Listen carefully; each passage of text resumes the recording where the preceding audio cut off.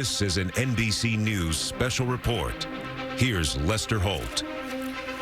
Good day, everyone. We're coming on the air as the Senate holds its final vote on President Biden's historic nominee for the Supreme Court, Ketanji Brown Jackson. If confirmed, Jackson would be the first black female justice, only the third black justice in American history, replacing longtime liberal Justice Stephen Breyer, who was retiring after 27 years on the bench. Her confirmation hearings were not without drama, with Democrats praising her qualifications and record and some Republicans accusing her of being lenient in her sentencing of criminals. Now it is the full Senate voting. All Democrats expected to vote for her, as well as 3 Republicans who have pledged their support: Susan Collins of Maine, Mitt Romney of Utah, and Lisa Murkowski of Alaska. Right now, they're about midway through the vote, each senator shouting out yay or nay when called upon. As we watch the tallying increase here, Garrett Haake is watching all this from Capitol Hill. Garrett? Lester, Democrats really had 2 goals here, along with the confirmation of Judge Jackson. They wanted to move quickly, and they wanted a bipartisan vote. They're going to achieve both today. Judge Jackson will be confirmed 38 days after she was initially nominated. That's fast, but not record-breakingly so. Amy Coney Barrett, the most recent justice, was approved in a shorter timeline, but in this case, Democrats know that Judge Jackson won't take the bench until the fall anyway. Regardless, they wanted to get her confirmed before the Easter break that will begin basically the moment this vote is done. And then, as you already alluded to, this vote's going to be bipartisan. Susan Collins and Lisa Murkowski have both supported the vast majority of Joe Biden's judicial nominees. The surprise here was Mitt Romney, the Republican of Utah, choosing to join them. In the speeches leading up to this vote, he's gotten a lot of praise from his fellow lawmakers who compared his vote to the actions of his father, George Romney, the governor of Michigan, breaking with his party to support this candidate here, Lester. But the drama of this vote appears to be done with those 3 Republicans set to join all Democrats. All right, Garrett, again, a voice vote. We're watching it right now in the Senate chambers. As we do, let's bring in our chief White House correspondent, Peter Alexander. Peter, I suspect I know what the TVs are tuned to right now at the White House. Will we hear from the president today? No. Well, we're not going to hear from the president on camera today, but it's likely we'll hear from him in the form of some statement. The press secretary delaying her briefing to reporters today so that the White House, the staff, and those other officials could watch this historic moment, what Chuck Schumer described as one of the great moments in American history. Lester, the White House is casting this as the fulfillment of a promise the president made to the country. It was just over 2 years ago that then candidate Biden said that he would, if he was elected as president, nominate the first black woman to the Supreme Court. He has followed through on that, and it looks that it will become official just moments from now. And it does appear likely that President Biden will host an event here at the White House tomorrow to celebrate Judge Ketanji Brown Jackson. Not entirely clear what lawmakers would be here. Notably, several lawmakers who were with the president in the course of the last 48 hours, the House Speaker Nancy Pelosi among them, have just tested positive for COVID-19. Nonetheless, this is a moment that the White House is celebrating this new soon-to-be justice as a woman of deep qualifications and a strong personal story. She will have been confirmed for the 4th time by the Senate today, and she is someone whose following grew, the support of Americans grew over the course of her testimony before the American public. Buster. All right, just a handful of senators yet to vote here. Yamiche Alcindor is our Washington correspondent. Yamiche, the Biden administration had to make some calculations about this nominee. What were they, and how did they play out ultimately?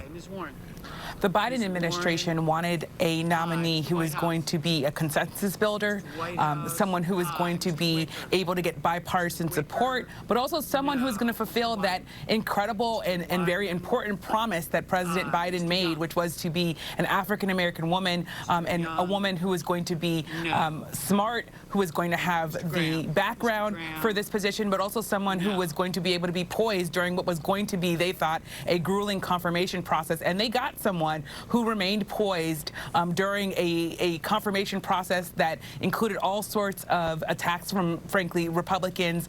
They wanted to paint her as being soft on crime. They at one point tried to say that she was going to be leaning into propaganda for critical race theory, but she stood firm, and people who were close to her told me that they were not surprised that she was able to do as well in these confirmation processes. They say that she is someone who her friends and people around her thought that she was destined to be on on the Supreme Court. This moment, of course, is 233 years in the making, and she is shattering a double-pane glass ceiling as a black woman.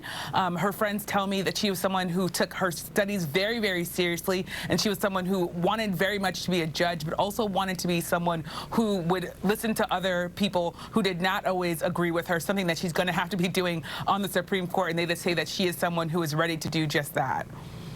All right, Yamiche, thank you. The vote right now stands 53-46 in favor of confirmation. We should note that Senator Rand Paul, we're being told, is not in the chamber right now, so this is not an official tally. There is still one more vote to go, Senator Rand Paul. While we watch that play out, let's go to our justice correspondent, Pete Williams. Pete, assuming this confirmation goes through, what's going to be on her plate as she joins the court?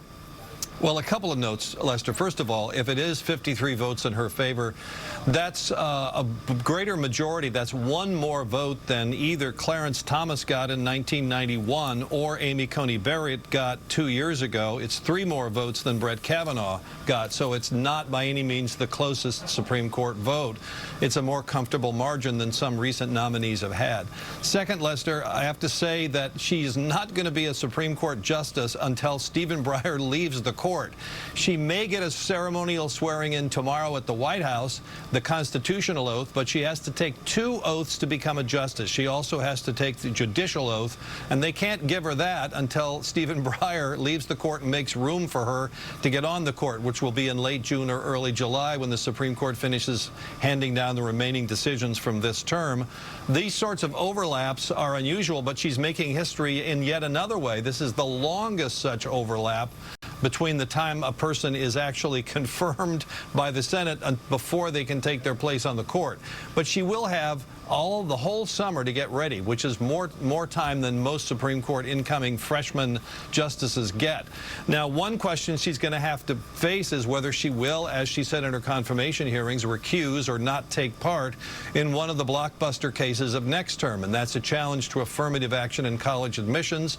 The challenge comes from Harvard. She's not only a Harvard graduate, but she serves on a policymaking board at Harvard, and she said in her confirmation hearing she'd probably recuse from that case.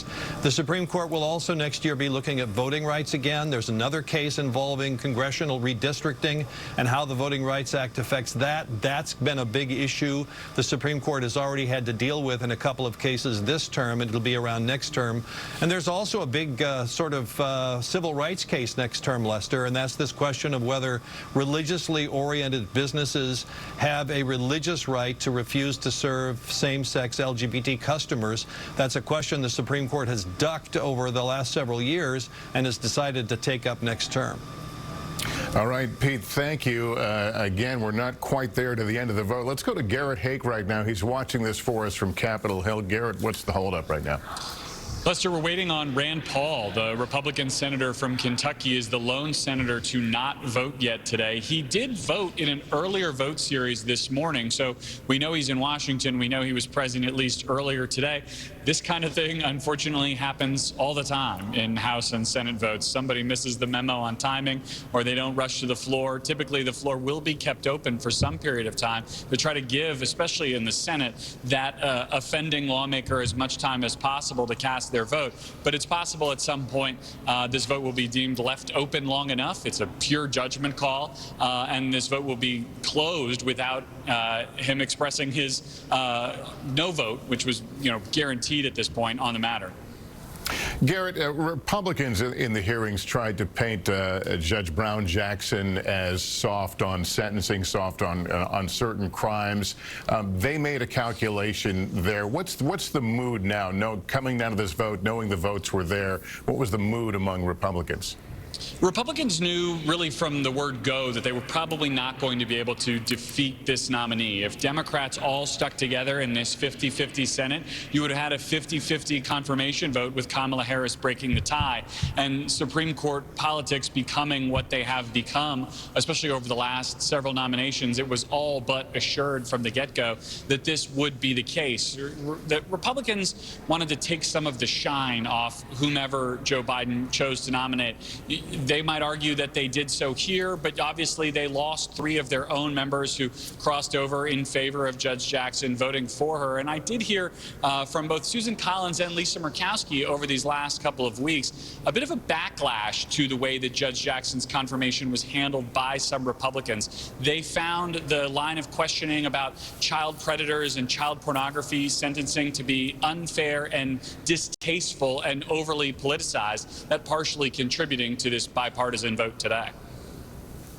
Garrett, thank you. As we wait for Senator Paul to return to the chambers and to vote, let me go back to you, Mish, and we're talking about the history here, and it is profound, but what's the practical matter of the first black woman justice on the Supreme Court? The practical matter is that this will be the first time that someone with her lived experiences will be able to serve on the Supreme Court, and it's not a coincidence. Civil rights activists that I've been talking to ahead of this vote tell me that that we as a country need to recognize that this was a position that was denied to black women, and here she is going to come and be able to have the conversation with her fellow justices about what it's like to be a descendant of enslaved people, what it's like to be a woman who is also balancing, of course, her life as a mother, but also her life as a wife, but also her life as someone who has a substantial amount of public defense and criminal justice background. I'm also told by her friends that when they think about the moment and the history that she's making, that she is, they say, the perfect person to make this, because she's someone who has had a nuanced experience in America. She had an uncle who served time in prison, but she also had a brother and family members who were themselves police officers and police chiefs. She's someone who is also has balanced a lot of adversity in her own life and has also helped other friends through adversity. One of her friends was telling me about how she, even while she was going through the confirmation process, was texting her friends at 2 o'clock in the morning, responding to things that their children were doing and that was going on, and things that were going on in their lives. So in some ways, she is someone who is making history, as they say, her friends, as someone who is both understanding of the ordinary stereotypes and challenges that black women have to deal with, but also someone who has excelled past so many things, as both a double Harvard graduate, but also someone who has been really ascending in judicial nominees and in judicial positions here. So this is a moment where so many people who know her are emotional, and they're also in some ways feeling that this is a great end to what was a painful process. Garrett talked about the confirmation hearings, and so many of her friends went to the Senate to sit behind her, to have her back, they say, during those hearings, but that she was someone who had to weather this alone, and also someone who got emotional just at the very end, that single tear when Senator Booker was talking about the fact that she was a great American, and that he told her that she should not worry because this was her place in history to have. So this is a moment that the nation is definitely taking in as a profound moment, but also a moment that is very much underscoring what a lot of African American women, they say, have to go through, which is a lot of adversity to get to a place as high as this. All right, yeah, Mish, thanks very much. If you're just joining us, you're looking at the Senate chambers. The Senate voting on the confirmation of Judge Ketanji Brown Jackson to be the next Associate Justice in the Supreme Court. The holdup appears to be Senator Rand Paul, Republican Senator Paul, who's not present right now for that voice vote. So where things stand now, 53-46 in favor of confirmation. But of course, still Rand Paul to vote before we see an official tally there. Let's go to Chief White House Correspondent Peter Alexander. And Peter, we've been talking about history. Let's not forget, presiding over this is Vice President Harris, who knows a thing or two about history as well. Yeah, that's exactly right. Not only is she the first black vice president of the United States, she serves as the president, as vice president, the president of the Senate. So this is a historic moment for a variety of reasons, not the least of which is the first black vice president of the United States presiding over the confirmation of the first black woman soon to be Justice of the Supreme Court, the nation's highest court. A moment certainly not lost. the vice president, often presides over close votes. This one, though, as evidenced by Murkowski and Collins and Mitt Romney, making it clear that they would vote in support of her, was not going to be close enough that her vote would be necessary here. But it was a historic moment that the White House indicated that she wanted to be a part of, there to witness. So there is some more history that we're watching here today. I think as we watch this, the White House, in conversations I've had with folks here, have really emphasized the uniqueness of this moment, not just the deep qualifications of Judge Ketanji Brown Jackson, but also the unique perspective that she is going to bring to the court. For one, there will now be 4 women on the Supreme Court, all 3 of the more liberal-leaning justices, Elena Kagan, Sonia Sotomayor, and with the departure of Stephen Breyer, soon to be Justice Ketanji Brown Jackson, as the 3 women, in addition to Amy Coney Barrett, as noted before.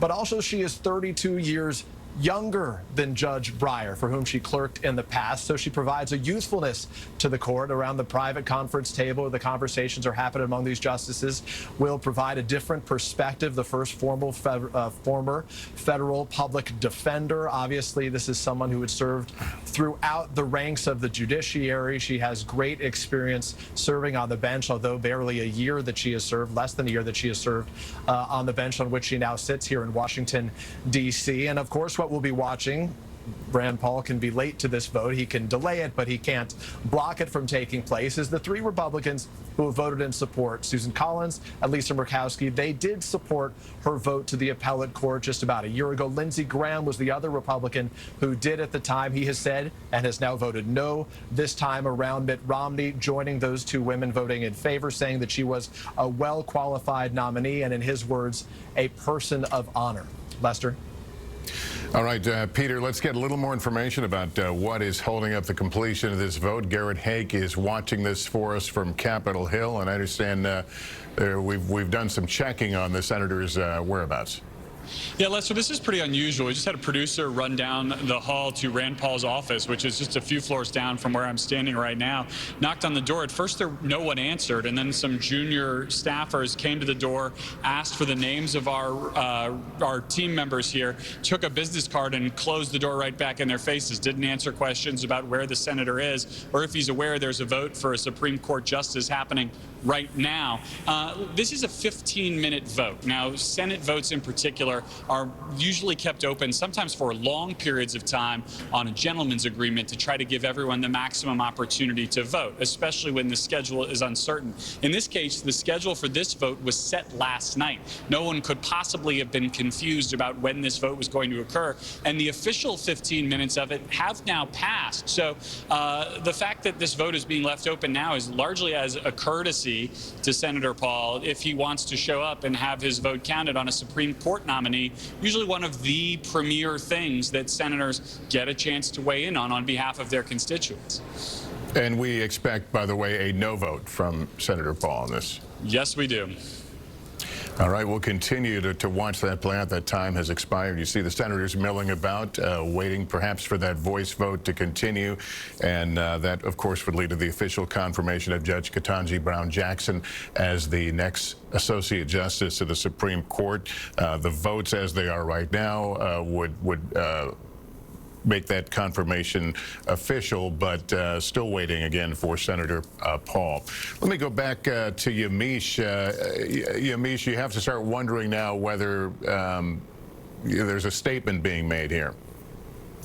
That is a key question here. Garrett's reporting that the senator's aides closed the door and would not answer questions during this historic vote really does say something. And it really, in some ways, begs the question of, is this going to be yet another hurdle, another unusual thing that's happening to Judge Jackson as she tries to make history, and as she will make history. As Garrett said, this vote will happen. She will be confirmed based on the vote count. But it is, in some ways, an unsettling development.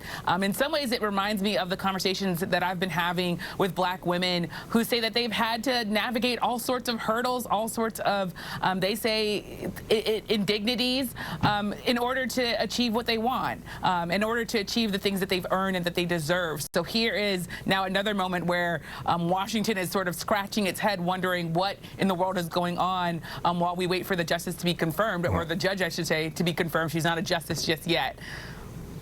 Yeah, let me go back to Garrett. I think he has an update. Garrett. Lester, I can tell you that Senator Paul has been spotted at what we call the carriage entrance to the U.S. Capitol, just off the Senate floor, where cars can pull up and deposit their lawmakers just a few feet from the floor. If that is in fact the case, we should be seeing him come to the door on the viewer's far left any minute now. All right, keep us posted on that. We've got the camera train there as well. Let's go back to Peter Alexander at the White House. And Peter, any reaction to this so far of what we've seen and what appears to be about to happen? No, none yet from the White House. Obviously, they have delayed their event this afternoon, at least the public-facing events, with the press secretary, Jen Psaki, expected to come out as soon as this confirmation wrapped up to make the first public statement on behalf of the president, on behalf of this White House. And I think behind the scenes, there's certainly a frustration that Rand Paul would be the one holding up this vote. But we'll take a listen. Hold on a second. I think he's there. Okay, Senator Paul is there, and he just voted no, and so that would appear to be the end of the voting. But we'll wait to hear from Vice President Harris, who is presiding here.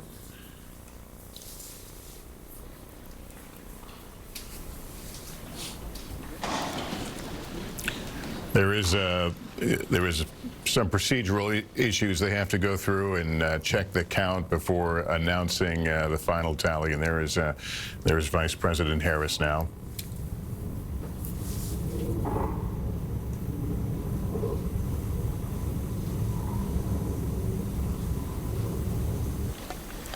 On this vote, the yeas are 53, the nays are 47, and this nomination is confirmed.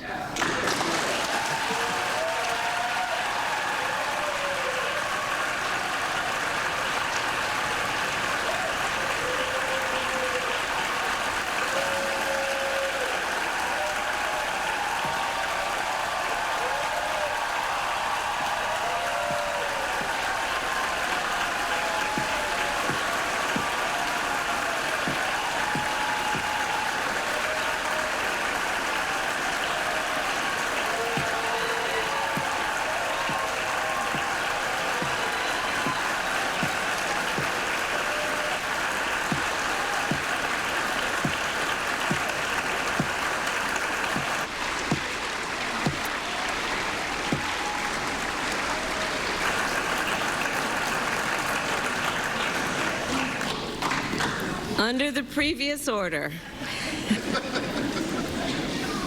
the motion to reconsider is considered made and laid upon the table, and the President will immediately be notified of the Senate's action.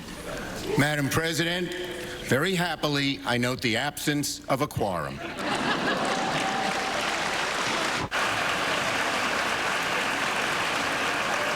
The clerk will call the roll. Ms. Baldwin. And so Judge Ketanji Brown Jackson has been formally confirmed by the U.S. Senate to vote 53 to 47. All Democrats voting in favor of the confirmation, along with 3 Republicans. So it can be considered a bipartisan vote in favor of confirmation. A historic moment, the first black woman vice president of the United States, giving that final tally, 53 to 47, propelling Ketanji Brown Jackson to be the first black woman justice of the U.S. Supreme Court. Let me go back to you, Amish, and reflect on this moment. This is a profound moment that took 233 years to achieve as a country. This is a jubilant moment for so many people who were supporting her and supporting the idea of her before she was the one who was chosen, the idea of a black woman ascending to the highest court of the land. So many of her friends and those closest to her told me today that they see this as really inspirational to so many other black women and people of color and women across our country people who want to be following in her footsteps.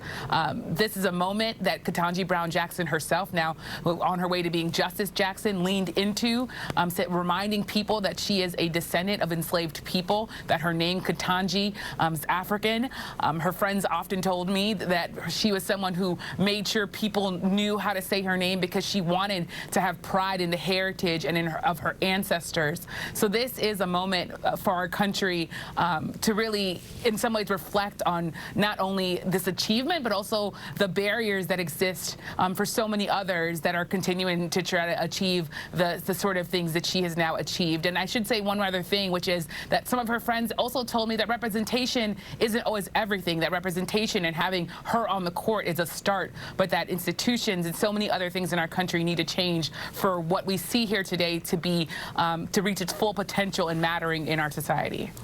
And as our friend Pete Williams pointed out a moment ago, Justice Breyer has not vacated that seat yet, so it will be likely sometime early midsummer before Ketanji Brown Jackson becomes officially sworn in as a member of the Supreme Court. I want to bring in our chief White House correspondent now, Peter Alexander.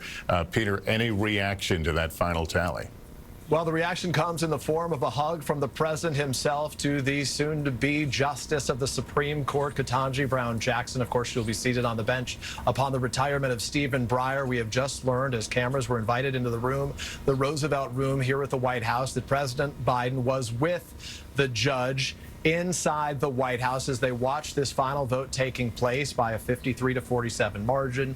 Her confirmation, other senior staff, we were told, were also in the room. We were just getting those photographs, and as soon as we have them, we will share with you. Separately, the White House just moments ago announced that tomorrow it will extend this celebration with a 12:15 Eastern time celebration of her confirmation to take place on the South Lawn here at the White House, with remarks from both President Biden himself and Judge Ketanji Brown Jackson. That's going to be sort of a two-day affair. This has been going on for a matter of months. It's something the president has thought about for years, dating back to his time having served as the chair of the Senate Judiciary Committee. And now tomorrow, well, I guess today and ultimately tomorrow, in person in front of America, the two will stand and a chance to celebrate this historic achievement. And what the president has said is an opportunity to make the court look a bit more like America. Obviously, the first black woman soon to be seated as a justice of the United States highest court. Lester. All right, Peter, thank you. NBC News senior Washington correspondent Hallie Jackson joins us. Hallie, reflect, if you will, on the vote and of course, with the knowledge that this does not change the ideological balance of the court. That's right. You have a judge, who is considered to be joining the more liberal wing of the Supreme Court. So ideologically, it's not going to make a big difference, expected not to, on some of these would tend to be closer cut decisions, right? A 5-4 decision, for example. 6-3 is the split that we've typically seen. That is unlikely to change. And Lester, you know, beyond, I think, what you and Yamiche and Peter and Garrett have talked about, the historical sweep of this moment here, one of the things I'm looking at is the political undertone of this, right? Because, yes, the White House can tomorrow at this celebration Peter is referencing talk about how this was a bipartisan moment for them, and it absolutely is. It is also not overwhelmingly bipartisan, right? It is 3 Republicans who have joined here, the Democrats, and that's not how it always used to be, right? It wasn't always the case that we would see this close of a vote on something as important and as big of a deal as a Supreme Court justice. What you have seen, though, as that has happened, right, and you've heard even some of these Republicans and many Democrats decry what they describe as the overly political process now, the confirmation process that we've been covering here over this last month or so. That has eroded public support in the institution of the Supreme Court overall, it seems. When you look at some of these numbers, you look at, for example, Gallup, with the Supreme Court trust hitting an all-time low just last year, 40% of Americans viewing the institution itself favorably. That is something that could have longer-term ramifications down the road, Lester, as we continue to see more openings on the court and more confirmation processes. Hallie Jackson. Hallie, thanks so much. That is going to conclude our coverage for now. We'll have much more on this historic vote and Supreme Court confirmation tonight on Nightly News. I'm Lester Holt. Thank you for joining us.